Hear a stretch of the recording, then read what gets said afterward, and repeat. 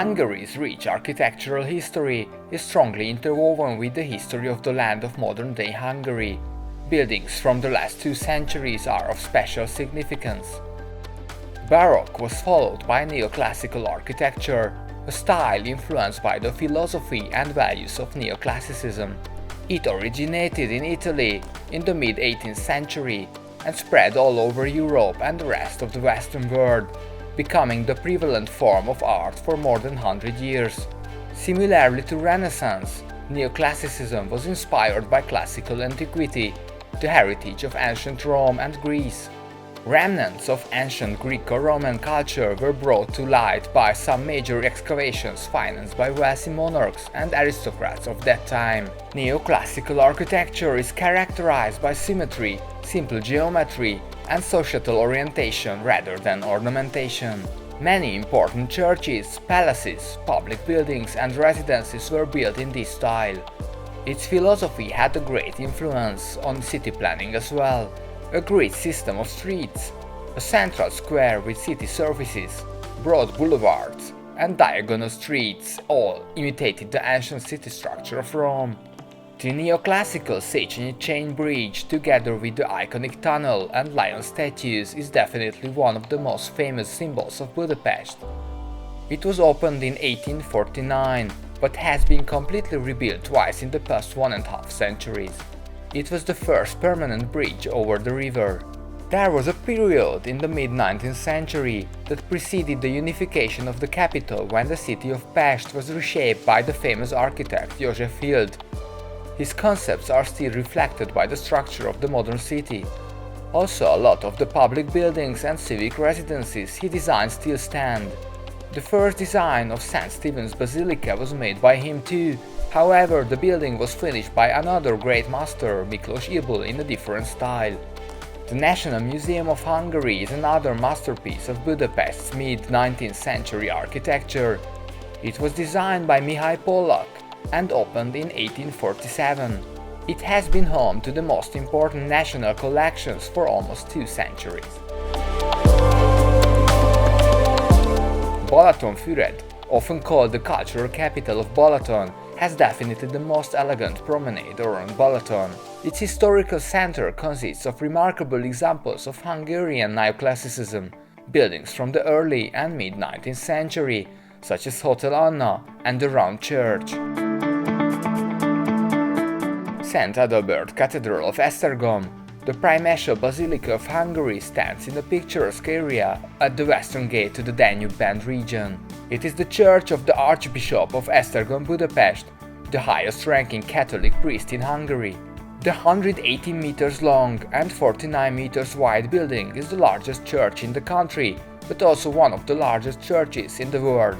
Its dome is 100 meters high on the outside and 71 meters high on the inside. It was built in neoclassical style and was consecrated in 1856.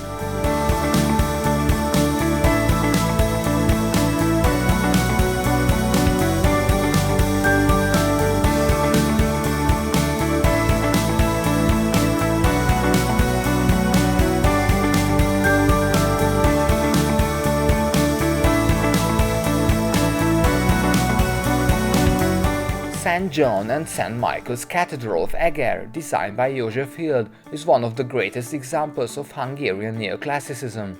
Eger is also seat of one of Hungary's 4 Roman Catholic archbishops. The main church was built in the early 19th century. The dome is 37 meters high, while the 2 towers are 55 meters high.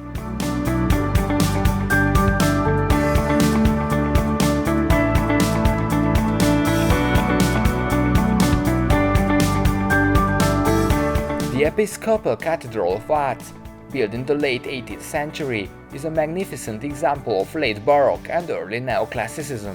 The dome of the church is 55 meters high, and the 2 towers are 38 meters.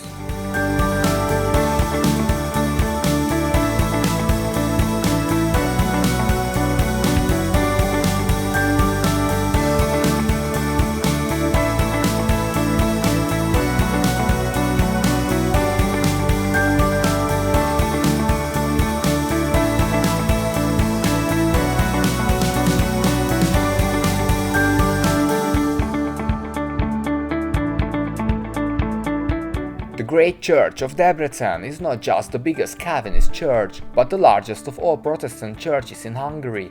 It was built in the early 19th century in neoclassical style. Such as in other Protestant sacred places, the walls inside the church are painted white. The building is 55 meters long and 15 meters wide, and can accommodate up to 5,000 people on 3,000 seats and 2,000 further standing places. The twin towers of the church are 61 meters high.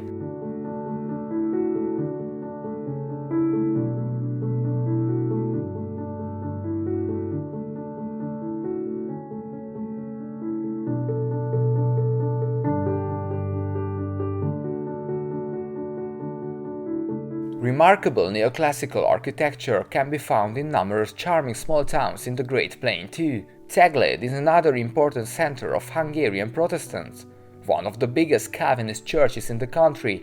A remarkable example of Hungarian neoclassicism is located there.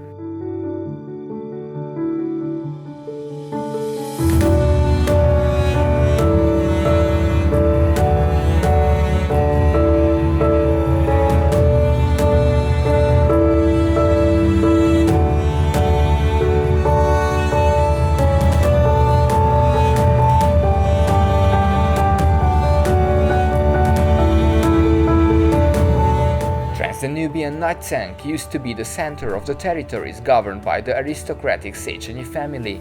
Their palace, with its English garden, is a fine example of neoclassical architecture. Most of the famous descendants of the family, such as Count István Széchenyi, also known as the Greatest Hungarian, are buried in the family mausoleum, located in the local cemetery.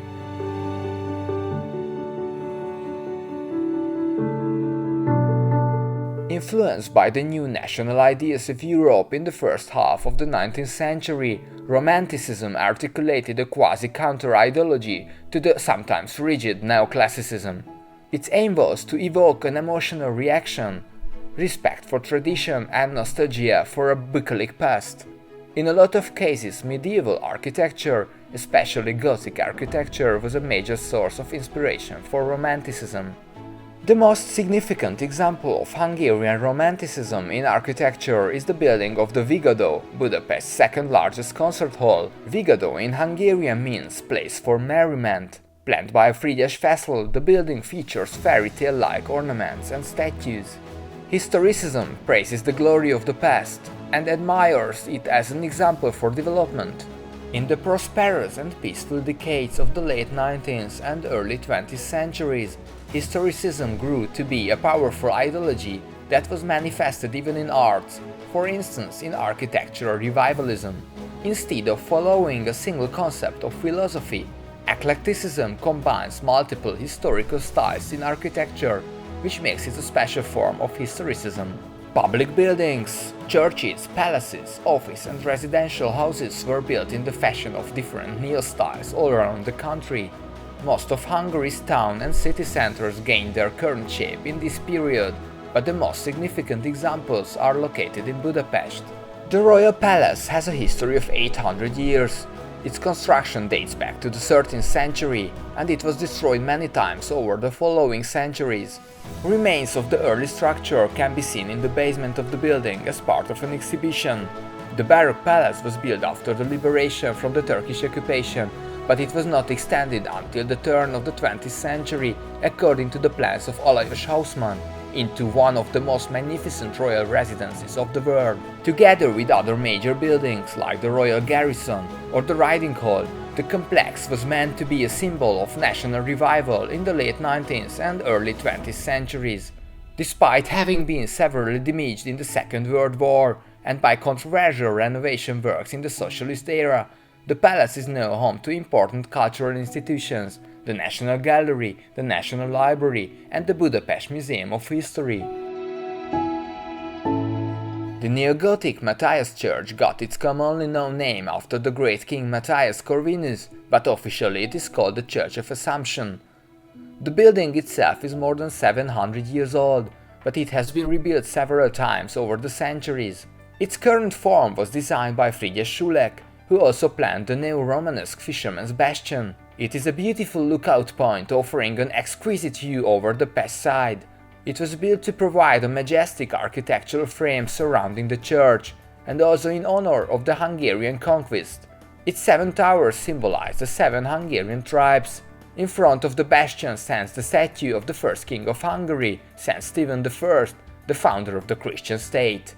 On the other side of the Danube, the most important building and probably the most famous landmark dominating the cityscape of Budapest is the neo-Gothic Palace of the Parliament. It was designed by Imre Steindl. The construction spanned almost 20 years, and the building was finished in 1905. It is 268 meters long and 123 meters wide. Its dome is 96 meters high, just like the dome of the Basilica, making these two buildings the highest ones in the historical center of Budapest. The parliament is home to the National Assembly of Hungary, but also the most important national treasures, the Holy Crown of Saint Stephen, together with the scepter and the orb, all of them displayed in the main hall of the building. Saint Stephen's Basilica is the largest Christian church in Budapest and also one of the seats of the Roman Catholic Archbishop of Esztergom Budapest. It was named in honor of the first king, whose mummified right hand is kept in the church as a relic. The designs for the cathedral, in neoclassical and neo-Renaissance styles, were completed by the architect Miklós Ybl, one of the most talented and most famous architects in Hungary. The dome's height is 96 meters, which symbolizes the year 896, when the Hungarian conquest happened.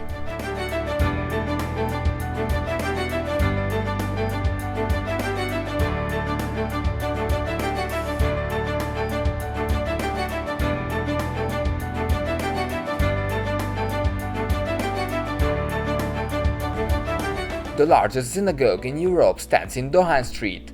It was built in the mid-19th century in Moorish revival style to accommodate the fast-growing Jewish community of Budapest.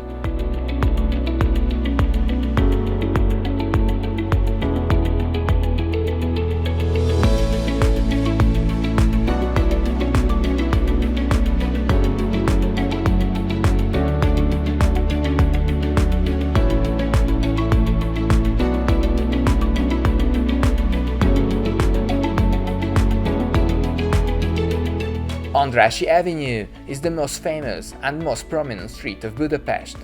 It was built by the initiative of Count Gyula Andrássy, then Prime Minister of Hungary, in order to support and promote Budapest's aesthetic development.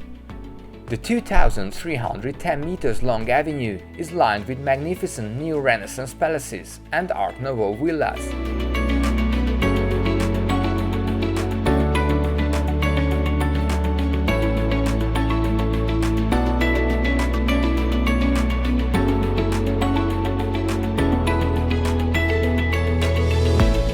One of its most iconic public buildings is the State Opera House, which was built between 1875–1884 according to the plans of Miklós Ybl.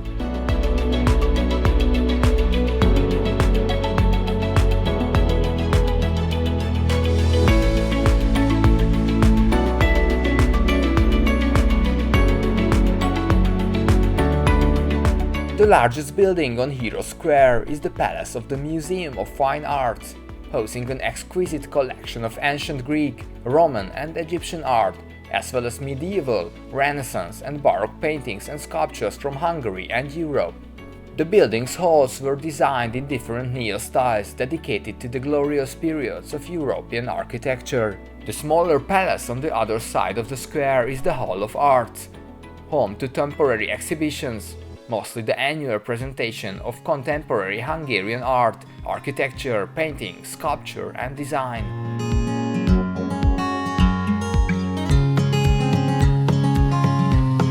The neo-Baroque Széchenyi Spa is the largest thermal bath in Europe. Its 74–77 degrees Celsius healing water, supplied by 2 artesian springs, is rich in minerals and makes the spa one of the most important medicinal institutions of the city.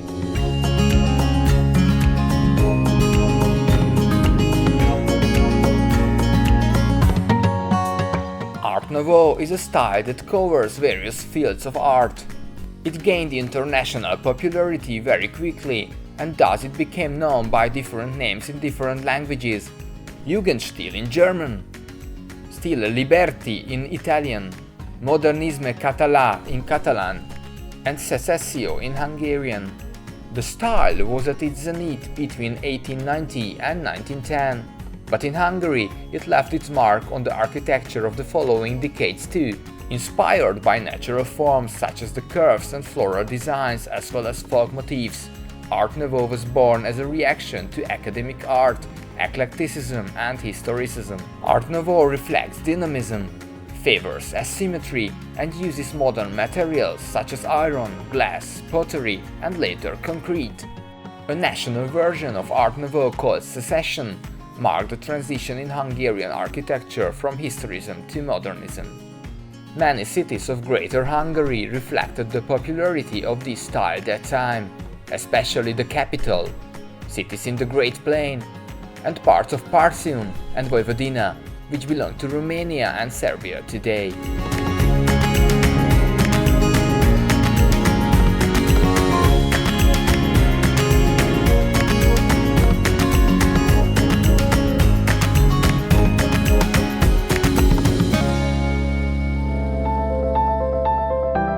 In Budapest there are many famous Art Nouveau buildings. Gellért Hotel and Spa is a beautiful example, built in 1918. On the site of the former Sárosfürdő, meaning muddy bath.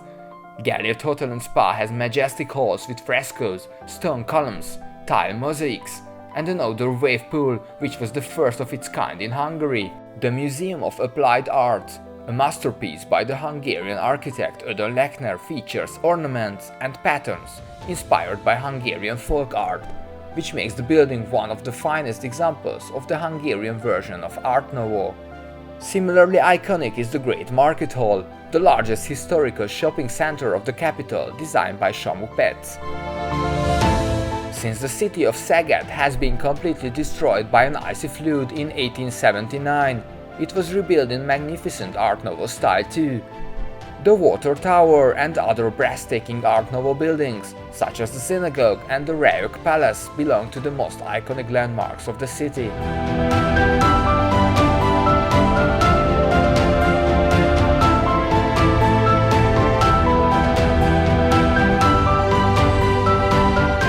Besides the stunning churches and the synagogue in the main square, there are numerous examples of Hungarian Art Nouveau architecture in Kecskemét.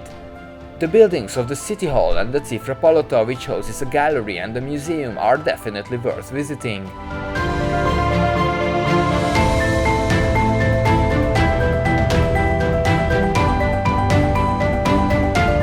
The city of Kaposvár lies among the Somogy Hills on both sides of the river Kapos. The city center has a charming, peaceful atmosphere with green parks, large squares, fountains and remarkable Art Nouveau buildings, such as the Csíky Gergely Theatre.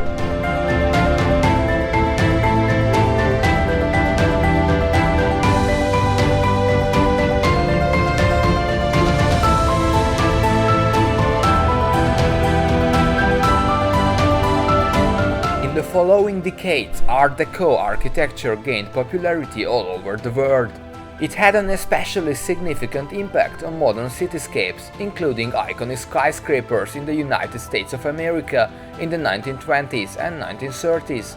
Having developed from Art Nouveau, the new style was influenced by bold geometric forms and exotic heritage of ancient civilizations. In Hungary too there are a few Art Deco buildings, such as the Madách Square complex in Budapest, planned by Gyula Welder's team, or the swimming center on Margaret Island, planned by Alfred Hajós. Inspired by the avant-garde art and philosophy, as well as by modernism, Bauhaus movement was born in the city of Weimar in Germany and became a popular architectural style in the 1910s, 1920s and 1930s.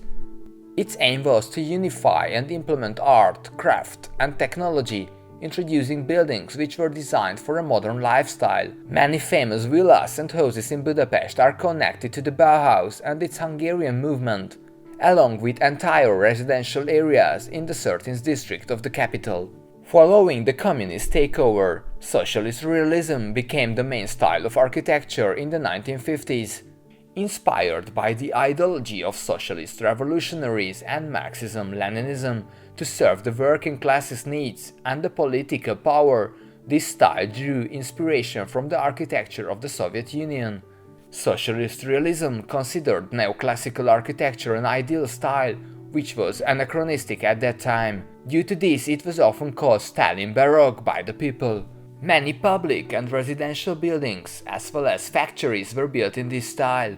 The downtown of the newly established Stalinváros, renamed Dunauváros in 1961, literally the city of Stalin, one of the centers of Hungarian heavy industry in the communist era, is an unmistakable example of planned cities of the socialist realism period. Due to the changes within the communist regime after the 1956 revolution, Hungarian architecture returned to the path it had left after the Second World War.